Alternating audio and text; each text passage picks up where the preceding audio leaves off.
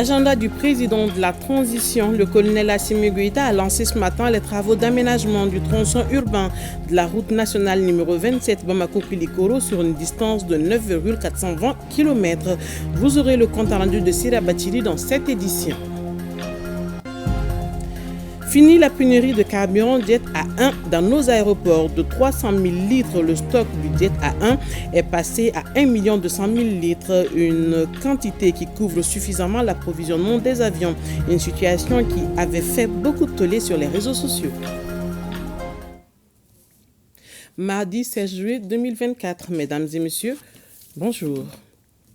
Bienvenue dans l'agenda du président de la transition. Le colonel Assimi Goïta a lancé ce matin les travaux d'aménagement et d'élargissement de la route nationale numéro 27 Bamako-Koulikoro de 9 km 420 mètres.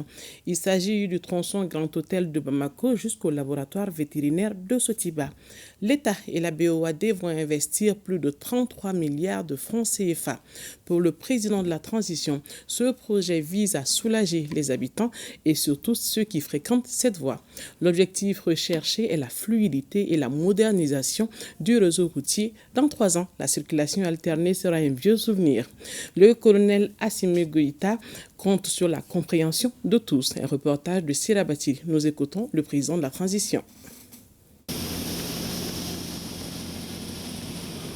Ce projet structurant, ainsi bien que d'autres qui sont en cours de réalisation, s'inscrit dans le cadre de la mise en œuvre du plan d'action de la politique nationale des transports, d'infrastructures et du désenclavement. La réalisation de ces travaux d'aménagement permettra non seulement d'assurer la fluidité du trafic, aussi d'impulser la relance économique des zones traversées, mais surtout de renforcer la sécurité des usagers.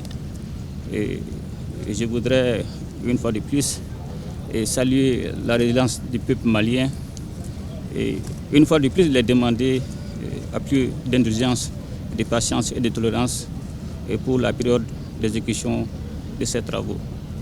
Et je voudrais surtout insister auprès du ministre des Transports, non seulement quant au suivi et au respect du délai requis pour la réalisation de ces travaux afin de minimiser les désagréments qui seront causés.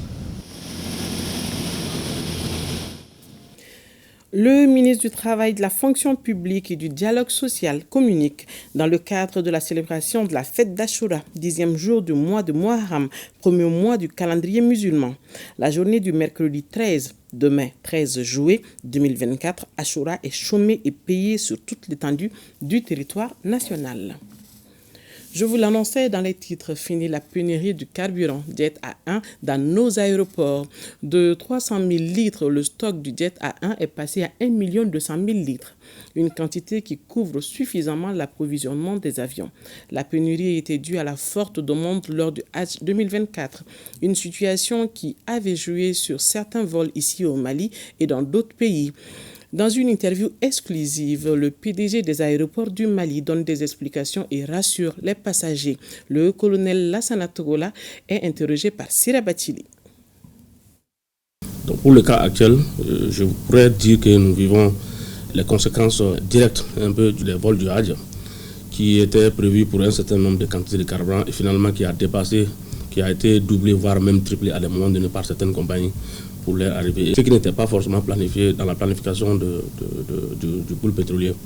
Donc l'approvisionnement n'a pas suivi avec le même rythme, ce qui a fait qu'aujourd'hui on a dû décider de faire le NETAM pour que les compagnies aériennes s'organisent en conséquence en attendant qu'on puisse remettre le stock à nouveau. Donc nous avons, sans attendre, réuni les protagonistes afin de rehausser rapidement le niveau de stock. Vous pouvez assurer aujourd'hui que tout se passe bien à l'aéroport et que la situation va s'améliorer dans les jours à venir? Aujourd'hui, comme je vous ai dit, nous sommes à 1 200 000 litres. Et la situation va s'améliorer parce qu'on a beaucoup de citernes qui sont attendues. Et nous avons des partenaires qui sont prêts à bondir et à amener du carburant. Nous avons même des partenaires qui sont en mesure, d'amener plus de 2 millions de litres chaque 2 semaines, même 4 millions de litres. Mais tout se fera en coordination avec nos partenaires traditionnels. Nous ne pouvons pas permettre de laisser notre pays dans des situations alors que nous avons des fiscs qui peuvent intervenir.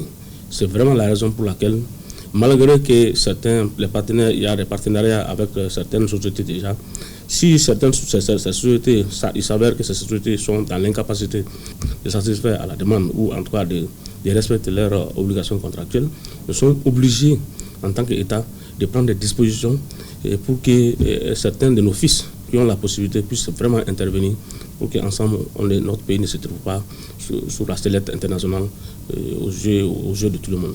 Avec les 3 partenaires, c'est que chacun doit avoir à tout temps et en tout lieu au moins 600 000 litres de carburant, ce qui correspond à 1 800 000 litres qui constituent le stock de sécurité. Mais on peut encore fermer les yeux jusqu'à ça descende à 1 200 000 litres. Et quand ça commence à descendre en dessous de 1 200 000 litres, c'est là où on va vraiment commencer à rationner et à faire en sorte que, au lieu de laisser les gens les avions prendre tout le carbone qu'ils veulent, on dit on vous donne 20 000, on vous donne à vous 30 000 litres ou bien 20 000 litres ou bien 10 000 litres.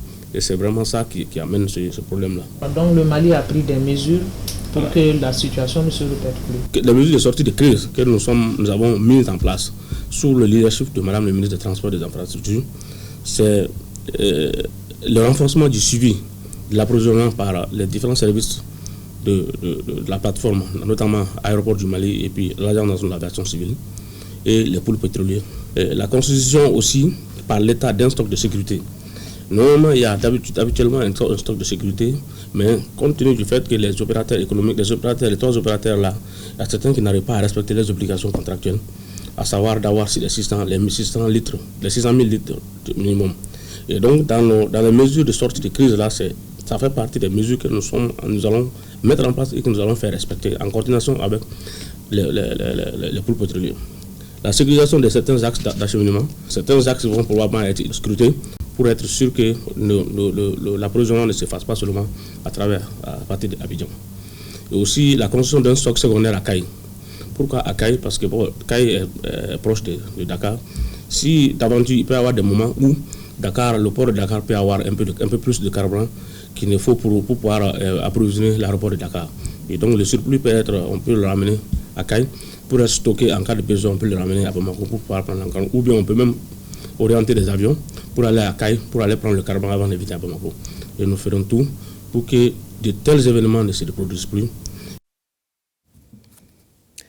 Le ministre du Travail, de la Fonction publique et du Dialogue social communique dans le cadre de la célébration de la fête d'Achoura, 10e jour du mois de Muharram, premier mois du calendrier musulman. La journée du mercredi 17 juillet 2024, soit demain mercredi, est chômée et payée sur toute l'étendue du territoire national.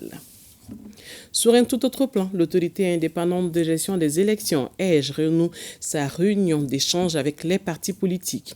Au menu du présent cadre de concertation, l'évolution des démarrages d'entreprises par l'EGE, il ressort que l'EGE a fait un grand pas pour l'organisation du processus électoral, occasion pour la classe politique de faire part de ses préoccupations comme le calendrier électoral. Le point avec Aridou Matina. Relance de la réunion d'échange entre l'autorité indépendante de gestion des élections et les partis politiques sur les activités du cadre de concertation, cela après la levée de la mesure de suspension le 10 juillet dernier. En face de la classe politique, le président de l'EGE place la rencontre dans son contexte. Je peux vous assurer que l'ensemble des cadres d'échange, avec vous les partis politiques, la société civile, l'administration, dont les créations ont été déjà formalisées, souvenons-nous-en, seront dorénavant davantage mis à contribution pour se concerter et convenir des solutions idoines qui soient consensuelles et partagées. Je voudrais encore une fois témoigner ici de la disponibilité totale de l'EGE qui entend assumer ses missions avec professionnalisme, et cela conformément aux aspirations profondes et légitimes du peuple souverain du Mali. Mise en place depuis plus d'1 an, l'EGE, au dire de son président, est bien installée et est résolument engagée à œuvrer pour la réussite du processus. C'est ainsi que plusieurs démarches sont entreprises et d'autres également en cours. Parmi ces activités préparatoires, qui sont à plusieurs volets, Nous nous focalisons essentiellement cet après-midi sur celle relative au renforcement institutionnel de l'EJ, à l'actualisation du fichier électoral. S'agissant du renforcement institutionnel, nous citerons la gestion des vacances au sein des coordinations. Une stratégie de gestion des cas de vacances est actuellement en cours afin de dresser la situation d'ensemble et de pouvoir pourvoir à l'ensemble des places vacantes au sein des coordinations. Nous avons l'amélioration du cadre de travail des départements techniques. Vous savez, l'EJ comporte en son sein 5 départements techniques. Le département du fichier électoral et de l'informatique, installé dans le local des annexes de la Bibliothèque nationale, aussi ce département a reçu un lifting assez important. Très heureuse de la réunion d'échange, surtout après la levée de la mesure de suspension, la classe politique n'a pas manqué de mettre l'accent sur plusieurs questions relatives aux préoccupations des partis politiques, comme le financement des partis, la situation du fichier électoral ou encore le calendrier électoral. À toutes ces questions, le président de l'EJ a apporté des éclairages. Cette rencontre était nécessaire et ça nous a mis en confiance en tant que parti politique. On voit que la ligne est bien tenue. Il y a quelques questions qui nous taraudaient un peu, qu'on a posées. Par exemple, par rapport au découpage électoral, nous ne savons pas aujourd'hui si les choix des députés et des sénateurs, les choix des députés se feront au niveau des régions ou des cercles, ou comment ça va se tenir, quelle va être la circonscription électorale et toutes les modifications qu'il y a eu dans la nouvelle constitution par rapport à l'ancienne loi électorale, à quand la modification de la loi électorale pour prendre ces choses en compte. Donc toutes ces questions ont été posées et vraiment le président de l'EJ nous a mis à l'aise en donnant des réponses idoines et nous attendons que tout cela se passe. Un sentiment de joie. La retrouvaille aujourd'hui de toute la classe politique, vous avez vu comment la salle est pleine, ça dénote de l'engouement que les responsables politiques, la classe politique dans son ensemble a pour retourner avec l'État, retravailler avec l'État et repartir sur de nouvelles bases, sur de bonnes bases pour qu'enfin on puisse organiser de bonnes élections et que le pays retrouve sa place et toute sa place dans le Conseil des Nations. Qui parle des partis politiques parle d'élections et qui parle d'élections parle de ces 4 points. Donc maintenant, le président de l'EJ, il nous a fait savoir que lui, il ne peut pas décider, mais quand même il va attendre aussi les autorités, leurs réponses par rapport aux élections présidentielles, législatives, et ainsi de suite. Quand même, nous attendons très bientôt l'organisation des élections parce qu'on ne peut pas rester comme ça aussi. Nous ne pouvons qu'être contents de telles initiatives et les encourager à continuer dans ce sens.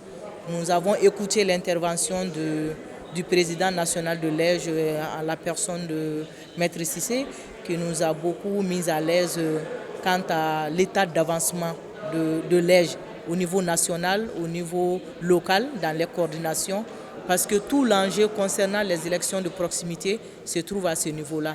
Si on nous informe qu'ils sont bien outillés, ils sont bien formés, ils sont prêts à faire face à leurs responsabilités, ça nous rassure. Arrivé ici, nous avons été satisfaits. Satisfaits en ce sens que l'EJ nous a, à travers Moustapha, il nous a dit clairement que concernant l'organisation des dispositions techniques, matérielles, ils sont déjà prêts. Le deuxième aspect de la chose, c'est que nous, la classe politique, on attend à quand donc, le programme sera déroulé. Et nous avons discuté avec lui, il nous a dit clairement concernant l'élection présidentielle, il souhaite bientôt. Même les fichiers, ils disent que c'est bon. Alors donc pour nous, c'est la démarche, c'est de discuter avec l'administration. Au sortir du présent cadre de concertation, l'EJ se comporte aujourd'hui comme une véritable machine électorale. À Bamako, il n'est pas rare d'en croiser dans les rues. Ces Haoussa d'origine nigérienne avec des tasses sur la tête, vendant des clichés ou encore proposant d'autres services. Leur fief, c'est à Bakadadji, en commune 2 du district de Bamako, où ils font comme activité commerciale le rasage, la grillade, la manicure, pédicure, entre autres. La forte communauté nigérienne à Bamako fait aussi tourner l'économie malienne à sa façon. Zoom sur l'intégration commerciale des Haoussa avec Moussa Papa Haïdara et Sidi Kibalo. Bakadadji, l'un des plus vieux quartiers de Bamako. Il peut être aussi appelé le quartier général des Haoussa, appellation renvoyant à l'ethnie dont ils sont issus. Il s'agit de cette forte communauté nigérienne présente à Bamako depuis belle lurette et qui a trouvé le confort au milieu du grand marché.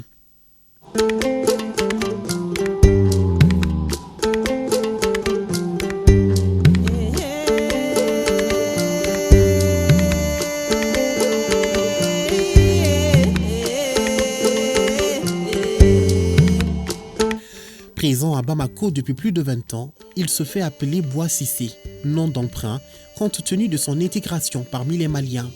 Il reste l'un des Haoussa le plus connu sur la place. Cela à travers le service qu'il propose, notamment le rasage, la circoncision ou son talent de grand guérisseur. Je suis venu ici, mais alhamdulillah, il n'y a personne qui m'a embêté, personne. Je suis des enfants. J'élève des engins. Et puis je vends un peu de médicaments, un peu.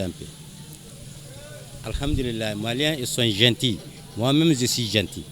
Le rasage, c'est une technique calculée au millimètre près et qui a besoin d'une certaine concentration. Ce travail est l'activité la plus génératrice de revenus pour les hommes Haoussa. Les femmes sont plus dans la vente des articles divers. Soumaïla Cissé et son voisin s'en sortent bien avec ce métier qu'ils maîtrisent depuis le Niger. Depuis 2002. Je suis au Mali depuis 2002. La clientèle ici reste les Maliens et les Nigériens. Nous sommes les meilleurs dans les rasages. On les fait à 300 francs CFA. Souvent, d'autres nous offrent des cadeaux. On se sent bien ici au Mali.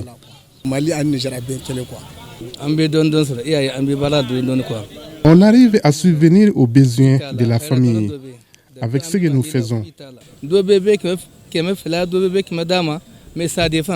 Souvent aussi, le marché est morose.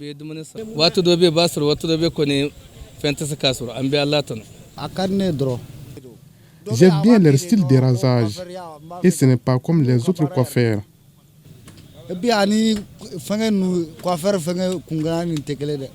Ils font bien ce travail. Jonchant l'arrière-cour de la grande mosquée de la capitale, les Haoussa sont installés en maître. Ils proposent divers articles aux clients, comme les chapelets et les tapis de prière. Pour le style, le chapeau nigérien est le plus prisé. Jamilou Nouhoum en a fait son fonds de commerce. Il peut vendre une 50aine de chapeaux par jour.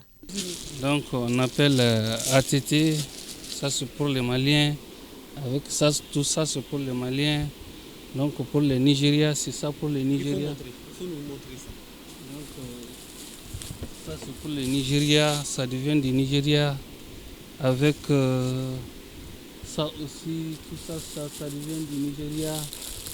Donc on est là en train de vendre ça au Mali chaque jour. Et vous faites des recettes? Donc, oui, on fait des recettes. Normalement, nous, on voulait une Malienne si on nous donne, parce qu'il y a beaucoup de Haoussa qui sont mariés, les femmes maliennes. Ils sont bien, ils sont nombreux ici. La manucure-pédicure a aussi permis à certains de s'installer à leur propre compte. Difficile en ce moment de faire la différence entre un Malien et un Nigérien. L'accent n'est plus un indice et ils parlent presque tous Bambara, l'une des langues officielles du Mali. La cohabitation semble faire fruit. J'ai eu 24 enfants. Et 4 décédés, maintenant 20 sont. Les restes sont Niger, les restes sont ici. Quoi. Il y a le respect entre nous et les Nigériens. Il y a même les liens des mariages entre nous.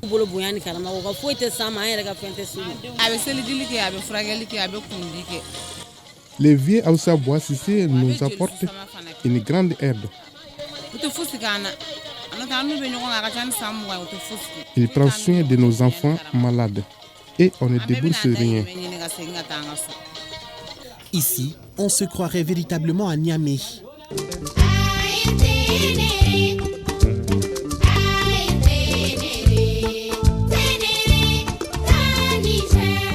Les Haoussa se démarquent aussi par leur gastronomie atypique, qui est désormais du goût de leur hôte.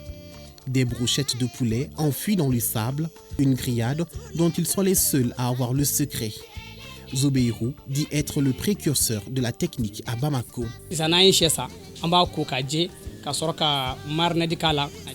Après avoir bien lavé les poulets, ils passent à la marinade pour ensuite les mettre au feu. Ça prend du temps, mais c'est très bon. La demande est forte. Zobeiru emploie environ une quinzaine de personnes, dont 7 Maliens. Ceux-ci font la ronde pour livrer ces poulets grillés, tendres et juteux, accompagnés d'un assaisonnement épicé appelé le kankamugou. On peut vendre plus d'une centaine de poulets par jour. Grâce surtout à l'AES, nous sommes dans les bonnes conditions ici au Mali. Leur plus grande spécialité reste aussi le kilichi. Les Nigériens font tourner l'économie malienne à leur façon. CNJ, en 3e région, le nouveau bureau du Conseil régional de la jeunesse est dirigé par Boubacar Anne et M. Ganvambi Mohamed Salaha est le nouveau président du Conseil régional de la jeunesse de Taoudéni. Ils ont été élus à l'issue de l'Assemblée générale sélective par les délégués venus de toutes les communes des régions de Sikasso et Taoudéni. Les comptes rendus de Yourubala Diabaté, Daouda Konate, Chérifou Moulay Haïdara et Aliou Koulibaly. C'est un long processus qui a abouti à l'élection de Boubacar Anne à la tête du Conseil régional de la jeunesse de Sikasso. Il a été élu à l'issue de l'Assemblée générale élective par les délégués venus de toutes les communes du cercle de Sikasso. Le nouveau bureau de 20 membres qu'il dirige désormais pour les 3 prochaines années entend unifier la jeunesse afin qu'elle puisse pleinement participer au développement de la région. Nous allons façonner cette jeunesse à travers les séries de formations qui parle de jeunesse, parle vraiment de la formation. J'ai un message solennel à lancer vers les jeunes, de faire preuve de sagesse, comme la fois passée, comme la phase communale. De savoir que c'est la même cause, c'est la même lutte, et elle est sicassoise. Qu'elle sache que si la jeunesse s'entend, ça veut tout simplement dire que la région évolue et le Mali va de l'avant. Le choix du nouveau bureau est entériné par l'exécutif régional. Les procédures ont été largement respectées du niveau communal, aujourd'hui au niveau régional. Voilà, nous avons désigné 20 membres du bureau pour constituer le conseil régional de Sikasso. Voilà, ça s'est bien passé dans l'ensemble. Il faut rappeler que ce processus intervient une semaine après la phase communale. Cette élection a été suivie de bout en bout par les éléments des forces de l'ordre en vue d'une meilleure sécurisation. Après vérification des mandats des 30 délégués venus des communes des cercles de la région de Taoudéni, suivi de la validation de la liste des candidatures, le vote se déroule dans une atmosphère apaisée à Taoudéni. Ganami Mohamed Salah a été publicité par ses pairs au poste du président du conseil régional de la jeunesse de Taoudéni à l'unanimité. En tant que président des jeunes, je m'engage à travailler sans relâche pour représenter vos voix, vos préoccupations et vos rêves. Nous sommes une génération pleine de potentiel, de créativité et d'énergie. Ensemble, nous pouvons. Les autorités sont satisfaites du climat qui a prévalu dans la mise en place et donner des conseils pour que le nouveau bureau de CRJ puisse réussir sa mission. Aujourd'hui, je suis comblé de joie. On nous avait mis devant une activité, il fallait réussir. Nous avons réussi vraiment. Je remercie tous les membres qui ont eu la chance de travailler avec nous. Maintenant, en ce qui concerne les mandataires, vraiment, je comprends. C'est ce que je disais. Il n'y a pas eu de gagnants ni de perdants. C'est la jeunesse de Taoudéni qui a gagné. Parce que c'est le fils du terroir de Taoudéni. C'est la jeunesse, c'est l'avenir de Taoudéni qui a gagné. Donc c'est au nom de plus hautes autorités, je ne peux que remercier la jeunesse. Je crois en chacun de vous, en votre capacité à apporter des changements positifs dans notre communauté, pour notre région et pour notre pays qui enclenche une nouvelle ère, celle du Mali Koura. Les délégués qui vont représenter la région de Taoudéni à la mise en place du bureau national ont été déjà désignés par le membre du bureau. Il s'appelle Adil Kimis Doumbia et il est le tout nouveau président du bureau du conseil régional de la jeunesse de Ségou pour un mandat de 3 ans. Le vote s'est déroulé au gouvernorat de la région sans incident. À Kita, Moussa Ndiaye a été élu à la tête du bureau du conseil régional de la jeunesse de Kita, aussi pour un mandat de 3 ans.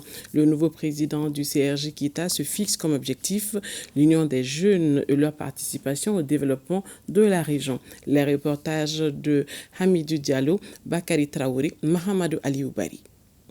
Cette journée électorale a mobilisé près d'une centaine de délégués des conseils communaux de jeunesse pour la mise en place d'un bureau de 20 membres actifs et un commissaire aux comptes. Sur 15 candidatures pour le poste du président du conseil régional de la jeunesse de Ségou, Adil Kimis Doumbia prend les destinées de la structure pour un mandat de 3 ans. Ce mandat, c'est pour l'épanouissement des jeunes. On veut s'inscrire dans la continuité afin que vraiment les jeunes de Ségou soient une référence pour les jeunes du Mali, voire les jeunes de l'Afrique. Parce qu'on veut que désormais, les jeunes africains s'inspirent de l'expérience des jeunes de Ségou. Vraiment, j'appelle tout le monde à nous rejoindre. Nous ne sommes pas là pour un cercle, nous pour une personne, mais nous sommes là pour Ségou, nous sommes là pour les jeunes du Mali. Les autorités, tout en saluant le climat serein de ce vote, ont invité les membres du bureau entrant à plus de responsabilités et de cohésion sociale. Ces jeunes doivent s'investir vraiment pour occuper leur place dans la société afin que notre pays puisse atteindre tous les objectifs auxquels aspirent ces jeunes. Donc je remercie tous ceux qui ont pris de leur temps parce que vous avez vu qu'on a respecté tout ce qui a été dit dans les statuts et les règlements intérieurs. Et surtout, je félicite tous les jeunes qui, malgré le contexte dans lequel nous nous trouvons, ont fait un effort, ont composé des listes, se sont bâtis, se sont déplacés des kilomètres pour venir compétir. C'est ça la démocratie. Aussi, cette journée a été l'occasion de saluer les efforts du bureau sortant, marqués entre autres par la formation des jeunes sur la citoyenneté et la promotion de la paix. Unique candidat au poste du président du conseil régional de la jeunesse de Kita, Moussa Ndiaye, a été élu pour 40 voix sur 42 délégués inscrits. Pour les 3 prochaines années, le nouveau président compte mettre l'accent sur l'union des jeunes et leur bien-être. Je place ce mandat sous le signe de la réconciliation, la paix entre tous les jeunes de la région de Kita. Mettons-nous ensemble pour le développement durable de la nouvelle région de Kita. À ce renouvellement de l'instance régionale des jeunes, les représentants de légitimité traditionnelle et les autorités ont félicité la nouvelle équipe avant de prodiguer des conseils. Moi, je pense qu'aujourd'hui, la jeunesse doit être une jeunesse éveillée. Parce que vous savez, la jeunesse est confrontée à de multiples défis. D'après le président de la République même, quand il a dit le 21 juin 2021 que si j'échoue, c'est la jeunesse qui a échoué, cela veut dire tout simplement qu'il a espoir à la jeunesse. Et la jeunesse de Kita ne fait pas exception à cette règle. C'est un sentiment de joie qui m'anime en ce moment. Vous l'avez constaté avec nous. Nous avons procédé à la mise en place du tout premier bureau régional de la jeunesse de Kita. Et les travaux se sont très bien déroulés. Ce que je voudrais dire aux nouveaux élus, si je peux m'exprimer ici, c'est qu'ils ont du boulot. Ils ont beaucoup de choses à faire compte tenu des défis énormes qui assaillent la jeunesse de Kita en particulier et la jeunesse malienne en général. Le tout nouveau bureau du conseil régional de la jeunesse de Kita est composé de 21 membres. Il se fixe comme objectif la défense des intérêts des jeunes, aussi bien que participer au développement socio-économique des 33 communes de la région. Le ministre du Travail, de la fonction publique et du dialogue social communique dans le cadre de la célébration de la fête d'Achoura, 10e jour du mois de Muharram, premier mois du calendrier musulman. La journée du mercredi 17 juillet 2024, Achoura est chômée et payée sur toute l'étendue du territoire national. C'est la fin de cette édition. Merci de l'avoir suivi. À demain. Plaise à Dieu.